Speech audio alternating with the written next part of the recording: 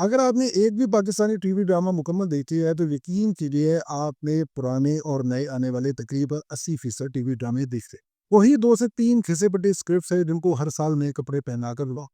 کہ ایک وقت وہ بھی تھا کہ جب موویز کے لیے پاکستان اور انڈیا کے لوگ بالی ووڈ کو پسند کرتے تھے، لیکن جب بات آتی تھی ٹی وی ڈرامے کی تو پاکستانی ٹی وی ڈرامے کی سٹوری لائنز اور انہی کی ایکٹنگ کو دونوں ملکوں کے اندر سراہا جاتا تھا۔ لیکن پھر ایسا کیا ہوا کہ پاکستانی ٹی وی ڈرامہ اس حال کو پہنچے؟ آج کی اس ویڈیو کے اندر ہم اسی پہ بات کریں گے، لیکن اس سے پہلے آپ اس چینل کو سبسکرائب کرنا اور اس بیل آئیکن کا بٹن دبانا اور اس ویڈیو کو لائک اینڈ شیئر کرنا مت کریں۔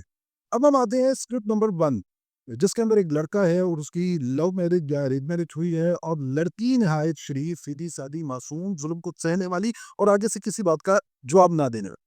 اب ہم آتے ہیں اسکرپٹ نمبر 1، جس کے اندر ایک لڑکا ہے اور اس کی لو میرج یا ارینج میرج ہوئی ہے، اور لڑکی نہایت شریف، سیدھی سادی، معصوم، ظلم کو سہنے والی اور آگے سے کسی بات کا جواب نہ دینے والی۔ لڑکی کے ماں باپ نہایت شریف، لڑکی کی ماں نہایت سجی ہوئی اور باپ کے سب پر ٹوپی، ہاتھ کا پیشر اور نماز پڑھتی ہے، جبکہ لڑکی کی ماں اور بہن جو ان ڈراموں میں ولن ہوتی ہیں نہایت سازشی، ظالم اور جابر قسم کی خواتین ہوتی ہیں، جن کا کام صرف اور صرف اس لڑکی کی راہ میں بوڑھے اٹکانا، اس کو اس گھر سے نکالنا جن کی زندگی کا مشن ہوتا ہے۔ اور ان ڈراموں کے اندر لڑکے کا کوئی خاص رول نہیں ہوتا، اس کا کام صرف اتنا ہے کہ اس نے سوٹ ووٹ پہن کر، ٹائی وغیرہ لگا کر آفس سے واپس آنا ہے، آگے ماں اور بہن کے پاس بیٹھ کر بیوی کی باتیں سنی اور کمرے میں جا کر اور بریف کیس رکھ کے روٹی نہیں بیوی سے صرف ایک ڈائلاگ مارنا ہے کہ بس کر دو، میں پہلے بہت تنگ آ رہا ہوں۔ اور لڑکے کا باپ یہ نہایت شریف، سلجھا ہوا، مدبر اور زیرک انسان بنایا ہوتا ہے، جو اپنی بیوی کی تمام باتیں سننے کے بعد، سکون سے بیٹھ کے سننے کے بعد، صرف ایک ڈائلاگ بولتا ہے بیگم کا نام لے کے کہ بیگم بس کر دو، خدا کا خوف کر لو، تمہاری بھی بیٹیاں ہیں، بیٹی بیگم یہ تو ظلم تم کر رہی ہو یہ خدا دیکھ رہا ہے، اور اس کے علاوہ اس کا کوئی رول۔ لڑکی سب کچھ سہتی رہتی ہے، چپ کر کے ظلم کو برداشت کرتی رہتی ہے۔ آخر ایک دن ماں اور بہن کی باتوں میں آ کے لڑکا بیوی کو گھر سے نکال دیتا ہے، تب جا کے بیوی اپنے ہارٹ پیشنٹ باپ کو ساری باتیں سناتی ہے، جو سن کے یا تو وہ مر جاتا ہے یا پھر دل کا دورہ پڑنے سے ہاسپٹل میں۔ پھر ایک جادو کی چھڑی چلتی ہے، لڑکے کو سب کچھ سمجھ میں آ جاتا ہے کہ یہ جو میں نے اپنی ماں اور بہن کی باتوں میں آ کر کیا ہے، یہ سب میں نے غلط کیا ہے۔ میری بیوی تو بالکل صاف ستھری، سیدھی سادی اور بے گناہ تھی۔ پھر وہ پہلی دفعہ ایک آخری لڑائی کرتا ہے، جس کے بعد اس کی ماں اور بہن کو اپنے کیے پہ بہت زیادہ پشیمانی ہوتی ہے اور وہ نادم ہوتا ہے، اور سب کچھ ایک ہی وقت میں ٹھیک۔ اس کے بعد آتا ہے ایک دوسرا اسکرپٹ، جس کے اندر لڑکا نہایت غصے والا ہے، اس کی ارینج میرج کر دی گئی ہے، لیکن اس کو اپنی بیوی کی کوئی دلچسپی نہیں ہے، اور بیوی کے ساتھ اس کے تعلقات نہایت خراب ہیں، لیکن اس کے ایک ساتھ محبوبہ ہے جس کے چکر میں وہ ابھی تک پڑا ہے، جس کو وہ آج تک بھلا نہیں سکا اور جس سے وہ ابھی تک ملتا ہے۔ پھر وہ اپنی موجودہ بیوی کو، ریپ پیرد والی بیوی کو طلاق دے کے اپنی سابقہ محبوبہ کے پاس جاتا ہے، اسے شادی کرتا ہے، لیکن پھر اس کی کوئی چھپی ہوئی اصلیت یا اس کی محبوبہ کی کوئی چھپی ہوئی اصلیت اس کے سامنے آتی ہے، اور اس کے بعد وہ شادی ختم ہوتی ہے، وہ پھر منہ اٹھائے سابقہ بیوی کے چکر میں پڑ گئے تھے۔ تیسرا سب سے خطرناک اسکرپٹ ہے جب 2 کزن لڑکیاں اپنی ایک میل کزن کے لیے آپس میں جبری خرچ کرتی۔ لڑکے کے گھر والے ایک کزن کا رشتہ لینے کے لیے خواہش مند ہوتے ہیں، لیکن دوسری کزن نیام سے تلوار نکال کر رستے میں کھڑی ہو جاتی ہے کہ میں دیکھوں گی یہ رشتہ کیسے ہے۔ لیکن مزے کی بات یہ ہے کہ ان تمام ڈراموں میں آخر پر جا کر ایک ایسی جادو کی چھڑی ڈلتی ہے کہ جس کے بعد سب کچھ ٹھیک ہو۔ ایک بہت بڑے بنگالی موویز ڈائریکٹر نے کہا تھا کہ انڈین آڈینس انسوفسٹیکیٹڈ اور بیکورڈ آڈینس ہے، it is expose to the commercial Hindi cinema, اور یہی بات پاکستانی آڈینس کے لیے بھی فٹ ہے۔ آپ کو یاد ہوگا کہ ایک زمانہ تھا پاکستان کے اندر انڈیا کے کلرز ٹی وی، سونی، زی چینل، یہ سب بہت زیادہ عام تھے، اور ان کے ٹی وی ڈرامے گھروں کے اندر بہت زیادہ مقبول تھے۔ اور ان ڈراموں کی ایک ہی خاص بات ہوتی تھی کہ ان کے اندر صرف ساس بہو اور ساس بہو ہی ہوتی تھی۔ گھر کی بڑی بہو نے یہ کر دیا اور چھوٹو بہو نے یہ کر دیا، دیورانی نے وہ کر دیا، جٹھانی نے وہ کر دیا، اور ساس نے یہ کر دیا، نانا نے یہ کر دیا۔ ان ڈراموں کا سارا سین یہ تھا۔ پھر پیمرا کے قوانین میں تبدیلی کے بعد ان چینلز کو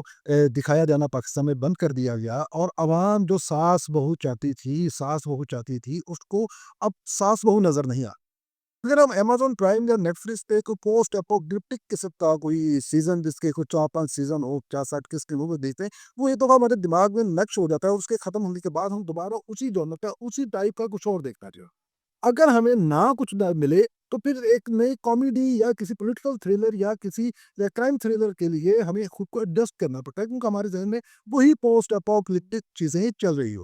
جب یہ زی چینل اور کلرز کی یہ ساس بہو بند ہوئے تو پاکستانی عوام کو ساس بہو ٹی وی پہ نظر نہیں آ رہا تھا، اور دوسری طرف پاکستان کے اندر پرائیویٹ چینلز کے دھڑا دھڑ لائسنس دیے جا رہے تھے، اور ٹی وی ڈرامہ چینلز اتنے زیادہ ہو چکے تھے کہ جن کو گنا جانا بھی مشکل تھا۔ تو پھر بزنس کرنے والے لوگوں کو ایک گیپ نظر آیا کہ چونکہ عوام ساس بہو کے لیے تڑپ رہی ہے، کیوں نہ ہم انہیں ساس بہو ہی دکھائیں تاکہ ٹی آر پی بڑھے اور اس کے بعد ریٹنگز آئیں اور دھندا بنے۔ ایک زمانہ تھا کہ پاکستان کے اندر ایک ٹی وی چینل ہوا کرتا تھا، پاکستان ٹیلی ویژن، جو گورنمنٹ فنڈڈ تھا، جس کے اوپر ہفتے میں 5 دن 5 مختلف ڈراموں کی ایک ایک قسط نشر ہوتی تھی، اور ایک دن نیلام کا ٹائپ کا شو اور ایک دن کو رات بھر ٹائپ کا پروگرام ہوا کرتا۔ اس زمانے کے اندر فاطمہ فریہ بٹیا، انور مقصود، اسد ندیم سید، عدیم ہاشمی، آغوش ڈرامہ جن کا بڑا مشہور تھا، عدیم ہاشمی جیسے لوگ، امجد اسلام امجد جیسے لوگ، وسیم عباس جیسے لوگ، اس طرح یہ لوگ، اور یہ مقبول جان، ان لوگوں کے ڈراماز نشر ہوا کرتے تھے۔ اور یہ لوگ ڈرامہ رائٹر کے علاوہ ایک ویل اسٹیبلشڈ ادیب تھے، ایک رائٹر تھے۔ پی ٹی وی کے اس دور کے ڈراموں کی ایک ساتھ بھی کوئی 14-15 سے زیادہ نہیں ہوا کرتا، لیکن ہفتے میں صرف ایک قسط آتی تھی، اور وہ کوزے میں سمندر بند کرنے کے مترادف کہانیاں ہوا کرتی تھی، کہ جیسے آج اگر ہم غور کریں الفا برافو چارلی، جو آج تک لوگ یوٹیوب کے اوپر سرچ کر کے دیکھتے ہیں، اس کی صرف 14 اجزاء تھے، لیکن وہ ڈرامہ اگر آج آپ سوچیں تو آپ کو ایسے لگے گا جیسے 2-2.5 سال شاید وہ ٹی وی کے اوپر لگاتار ٹیلی کاسٹ ہوتا ہے۔ پھر اس زمانے میں جو کمرشلز کی سچویشن تھی وہ آج کے زمانے کی سچویشن سے بہت زیادہ مختلف۔ 2 یا 3 صرف کے اشتہارات تھے، کوکا کولا اور پیپسی کا اشتہار تھا، ایک محکمہ بہبود آبادی کا اشتہار آیا کرتا تھا، اور ایک محکمہ زراعت کا پنجابی ٹیونز کے ساتھ ایک اشتہار آیا کرتا تھا۔ لیکن آج کا دور جہاں 15 سے 20 ٹی وی ڈرامہ چینلز ہیں، اور ہر ڈرامے کی ہفتے میں 2 ایک ساتھ آ رہی ہیں، یہ بہت سپیڈ کا دور۔ اور آج کا زمانہ ہے جہاں پہ آڈینس اپنے چینل سلیکٹ کر کے بیٹھ جاتی ہے کہ جی میں انت ڈرامے دیکھتی ہوں یا دیکھتا ہوں، یا میں جیو ٹی وی دیکھتا ہوں، یا اے آر ڈیجیٹل دیکھتا ہوں۔ اس کے لیے ایک پروڈیوسر جو ہے وہ اس ٹی آر پی گیم کے اندر کسی بھی نئے رسک، کسی بھی نئے تجربے کے لیے تیار نہیں ہے۔ وہ جانتا ہے کہ فلاں ڈرامے کے اندر ساس بہو تھی، وہ بڑا چلا ہے، تو وہ بھی چاہتا ہے کہ چلے، کیونکہ اس کو اس آرٹ سے کوئی دلچسپی نہیں ہے، اس کو صرف دھندا چاہیے، اس کو صرف بزنس چاہیے، اس کو صرف اشتہار چاہیے، اس کو صرف ٹی آر پی چاہیے۔ ٹی آر پی چاہے اس کو یزید شمر سے ملے، اس نے اس کے اوپر ڈرامے بنا دینے ہیں، ساس بہو تو پھر کچھ نہیں ہے۔ بہت کم ڈرامے، جیسے ایک پری زاد ڈرامہ 2022 کے اندر گزرا، یہ ایک نیا تجربہ تھا، پروڈیوسر کے لیے ایک رسک تھا کہ یہ ایک ہٹ کے ڈرامہ ہے، اس کے اندر سٹوری تھوڑی سی ہٹ کے ہے، اس کے اندر ساس بہو کے بغیر ہی ایک لڑکا ہے،